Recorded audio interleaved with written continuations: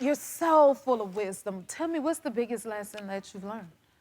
The biggest lesson I've learned is that you can take risk in life, but be prepared in case that risk goes south. On the other hand, preparation, if that risk goes south, then you're prepared for other opportunities. So the best lesson I've learned is to be prepared for multiple opportunities so that when that multiple opportunity comes about, you're ready to handle it.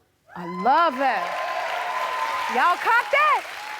So we have people in the audience that's gonna present some real life scenarios, and we wanna know what you're gonna rule to that. All right. Okay, you gonna help us out? Not my All first right. time. All right. Let's see. Chrissy, where you at? Right here. What you got for us? Hi, Judge Mathis. Hi, Jennifer. Hi. Okay, so I've been married for 33 years. What, Yeah, hey. what did you do? That's an accomplishment. Who did you More work kill? for my doctorate.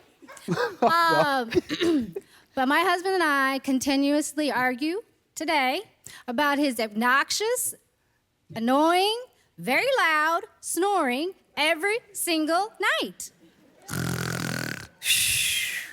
Okay, when that starts, I gently nudge him to wake up.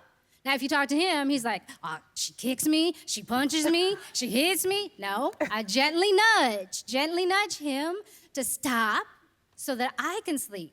Now, he feels that I should not do that. He feels that he should just go ahead and continue on without loud, obnoxious, annoying snoring. Put him out. Uh-oh. Go and do it correctly. Go to court. Okay. Go to court? Yes. There's a theory in court whereby if someone is harming the quiet enjoyment of your tenancy, That's So they true. disturb you the can peace. evict them. He's disturbing the quiet enjoyment of the co-tenancy Mathis. that you all have. Serve him his papers. Tell him he can go up to the apartment upstairs. I was like, we can't He put him in can the... move to the house next door. We'll see each other during the day until the late evening. Then you going back up to your condo or next door to your house, and you can snore all you want. Okay, all right. That's Thank you. what you do. That's fine to see. Yeah. Well, okay. Yolanda, Yes. All Hello, right. Judge Mathis. Hello. Hello, Jennifer. how are you? Great. Here's my predicament. For years, we have 4 kids, and for years, they keep the lights on. Every room they go into, you can track them because you know where they've been. Even as young adults, they still do the same thing. And I'm telling them, look, I was raised, my mom said, keep that man's hand out of my pocket because the more you leave lights on and fans on and stuff, the PG&E bill goes up. So I tried everything. I talked to him. I've yelled at him. I've threatened him. I said, who left this light on? You know the answer I get? What's that? I don't know, and not me. And I said, those 2 people don't live here. So I'm like,